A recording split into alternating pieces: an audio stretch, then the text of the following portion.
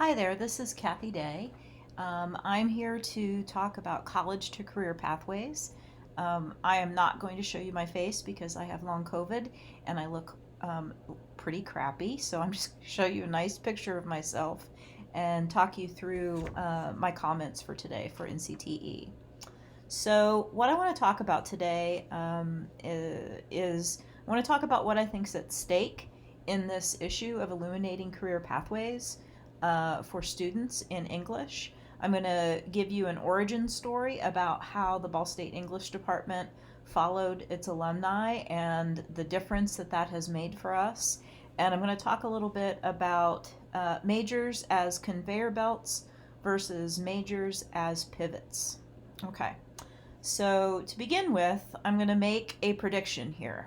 And my prediction is that if we do not do something to fix the problem of fewer and fewer students choosing to major in English, if we don't do something to fix that problem in 20 years or so, students will only be able to major in English if they go to an elite school or a state flagship institution, not a community college, not a branch campus or a regional campus.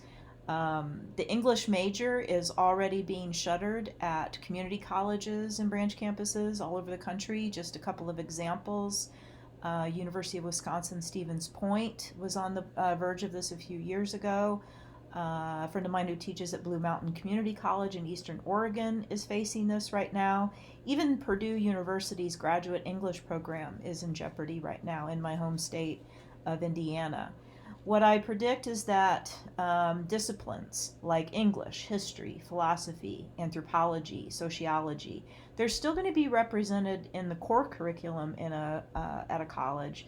But once students, quote, get those classes out of the way, they're going to have to choose a career distinct major, a major that spells out what you, quote, do with it, and that will put them on a conveyor belt into a specific job or a specific industry. And that is not something that English departments typically do. So I want to tell you a little bit about how my department chose to combat that problem. You can learn a lot about what we're doing by going to this page on the university website, www.bsu.edu/compass. So I'm going to tell you a little bit about sort of the origin of our program, which is called the Compass Advantage. So one thing I'll say is that because English departments are not built for career readiness, we're a discipline. The way we divide ourselves up, the way we talk about what knowledge in our discipline means, to try to work career readiness into what we already do is really hard. The easiest thing to do is to try to bolt it on to what you're already doing. The house that you've already built, the house of English, what we try to do is we try to just bolt on or build on this career readiness aspect. But to be honest, our best chances of success, I think, come when we are able to try to bake in these kinds of things, which often means a pretty major remodeling job. So the way it started for us is that back in 2010, our department created a blog on WordPress and social media accounts. We weren't quite sure what we were going to do with these things, but we figured we'd better start doing them. And we had one student who would interview alums. If we heard from an alum, we would have a student interview them and ask them about what they were doing with their degree, how their degree prepared them, any advice that they had. And slowly over the years, we developed a bank of these interviews with our alums, and we put links to these blog posts on our website. By the time that I assumed the role of being the person who met with prospective students and parents, we had banked up about 30 of these alumni outcomes. And oftentimes all I needed to do to reassure a worried student or a worried parent that yes, indeed, you can get a job with an English major was to just go to that page on our website and scroll down and say, look at all the things you can do. And they would say, okay, that was nice. This was in about 2015. We kind of turned what I was saying to students face to face in these meetings into, I guess you could say, a marketing slogan. This is a bookmark that we created. We gave it out at events. We said this all the time in our materials.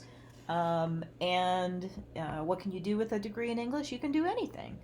And, for a while, this was a very persuasive slogan. And if you look at these results right here, these are as close as we can come. It's very hard to tell exactly how many students you have in any given year, but you can see that from 2008 to 2020, in red, our number of majors stayed fairly constant, as did, and then our number of minors doubled and then tripled during that time. And so that message, if you look and see, like there in 2000, between 2014, 15, 16, that's actually when a lot of English departments nationwide were seeing steep declines. And we were some years growing and at least staying even. And that was up until COVID. And things changed with COVID, unfortunately. In 2019, the university, our college, the College of Sciences and Humanities at Ball State University, decided to adopt the English department's approach and included anthropology, history, philosophy, religious studies, and modern languages and classics into the Compass program. And I was tapped to try to scale up the effort to those 5 departments. And then when we did this, the marketing department at Ball State said that our strategy of saying you can do anything with a humanities major isn't really very persuasive. They said, why don't, instead of saying anything, why don't you just narrow it down? So the Career Center helped us come up with the articulation of these 5 pathways. And the way that we got these pathways is from ONET. If you go to onetonline.org, it's a website that's run by the Department of Labor, and these are roughly something that are called career clusters or career pathways. And so, what is a career pathway? It's basically trying to put occupations that are in the same field and that require similar skills, grouping them together to try to focus a student's education plans. They are coherent and well articulated. Oftentimes it's more than just pointing them in that direction, but also providing a structured sequence of courses or experiences. Like if you are interested in human services, here are the classes you should take or the minors you should add to English, and the experiences that you should try to gain, and the competencies that you'll need. This is all intended to try to take them to show them some various directions towards specific credentials to a job family. I also think of it as basically just repackaging and delivering already existing information, trying to make it easier for students. We have a lot of knowledge about what our alums do, but it's mostly in our heads, and it's about trying to make those directions that they can take more transparent to them and helping them to understand what they need to do to get there. It's also, to be quite honest, it is the alignment of secondary education with the labor market, but it is doing so without compromising the academic discipline. It's not saying, okay, we need to rename our department the Department of Content. It's saying we can still be the English department and we can still have the subdisciplines within our departments, but we can also try to provide some direction to our students so they know what to do, what they can do next. And so we basically had all of these interviews that we'd done with our students, and I tried, I put them together. I looked and I saw patterns in the things that our students were out there doing. I put those interviews with them in those categories and created a class in our department, a 1-credit class called Career Discovery. it's a career readiness class, but it is also very much, it's not just about like how to do a resume and how to write a cover letter. It's really going further back than that, which is helping students who choose a major that does not provide direction, getting them to start thinking about what that direction could be. And so, one of the things that I've learned from teaching that class this year is that my students need a great deal of help learning how to reframe and translate academic skills into the language of the workplace. For example, here's a perfect example. As an English major, I developed the skill of writing research papers about villains in the plays of Shakespeare and the Gothic imagination of Faulkner, which I'm sure will come in real handy at your company. Teaching them how to reframe that to something like this. My senior capstone project was a 25-page research paper on Toni Morrison's Beloved, from which I learned how to independently manage a large project, appreciate diverse cultures, analyze and synthesize information, and form an original idea. These are the kinds of skills that I can bring to your company. So that's been another big challenge of getting students to learn about how to make a pivot from college to career, is just teaching them how the academic skills that we teach them, we do not in the classroom translate from academic skills to professional world skills. Our faculty have never worked in those quote real worlds on those pathways. And so it does take a good bit of effort to show them how to go about doing that. So I'm going to talk about that next.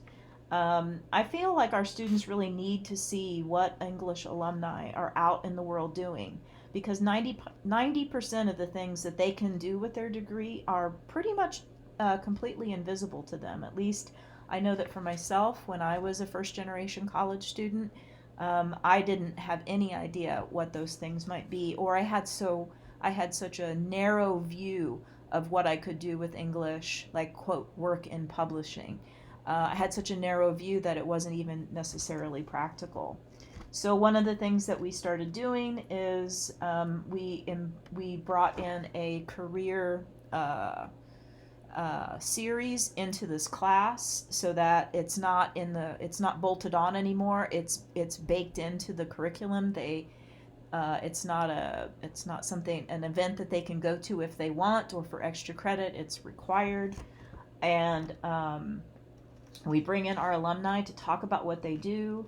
And we spent about 1 week on each of the pathways, and I'm going to talk about them just really briefly, show you what they are and what kinds of jobs are underneath the larger umbrella of each of these pathways. These are in the order that the students seem to prefer them. Creative Arts and Communications is, as I'm sure you can imagine, because it's got the word creative in it, is the most popular of the 5 directions that students can go in. And I'm sure that some of these jobs are not surprising to you. Although they are surprising to the students. Many of the students don't realize that. They think that they can't work in advertising or marketing or journalism unless they have degrees in those subjects. And then I have to explain to them, like, no, you don't actually have to. You can, or you could add a minor, but plenty of English majors go into those fields. The second most popular is education and training, which many students only think of this in terms of I can teach in K through 12, or I can become a college professor. But trying to show them that, for example, tons of businesses today, especially human resources departments, need people that can teach employees how to upskill themselves, how to learn a new software program, how to incorporate a new practice into how they do things. And English majors are great at doing that kind of work. And then you can see some of the other examples. The third most popular choice for our majors that I've seen is our students who majored in English because of their desire to make the world a better place, end up in various kinds of human services work. And you can see some of the options there. There's lots. This is the one that often surprises them, business and tech. They think that you have to major in business or major in computer science. But as most people will tell you that work in these fields, once you have somebody who can create the software program, you need English majors and humanities majors who can teach people in layman's terms how to use the software program.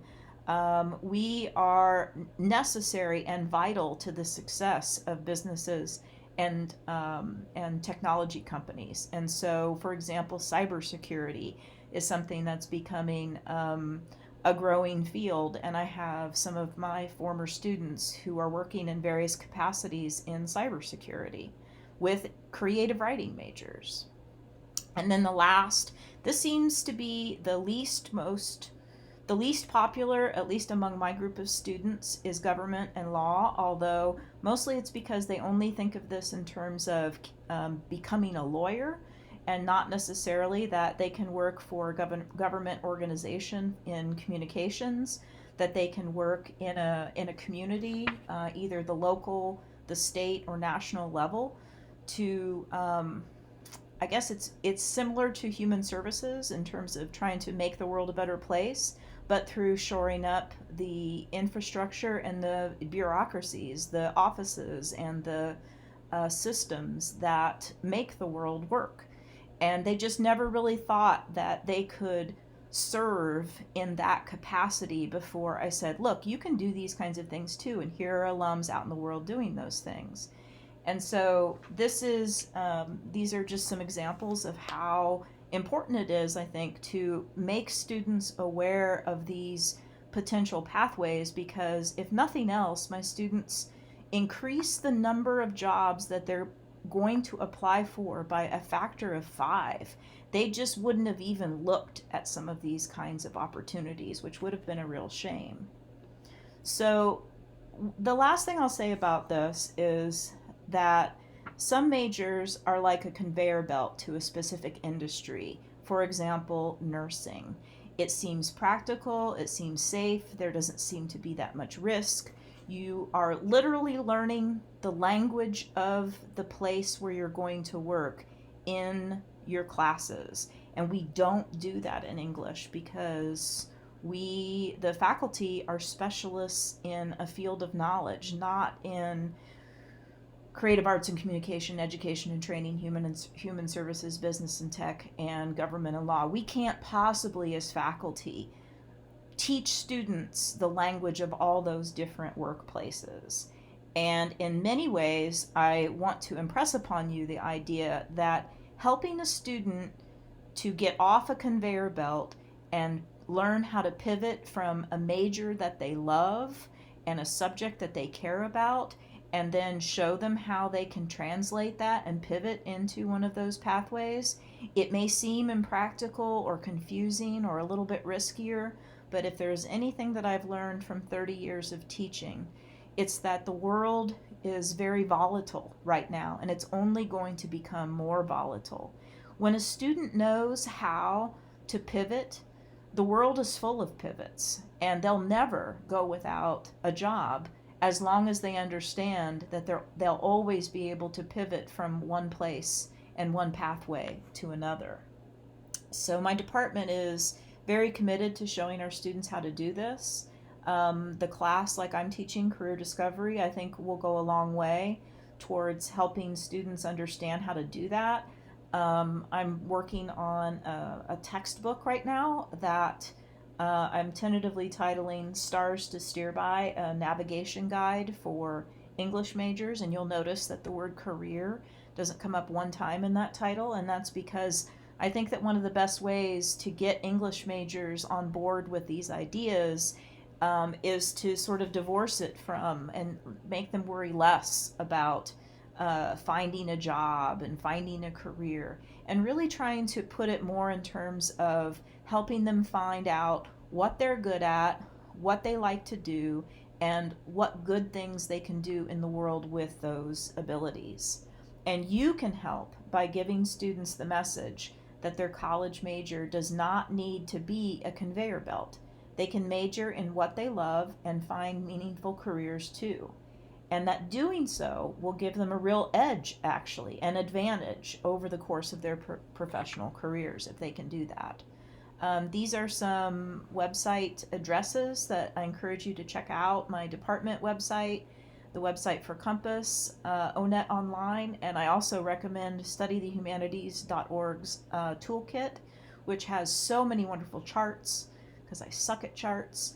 They have wonderful charts that you can use to show your students, their parents, and anybody else who wonders about the practicality of studying English. Thank you so much for listening.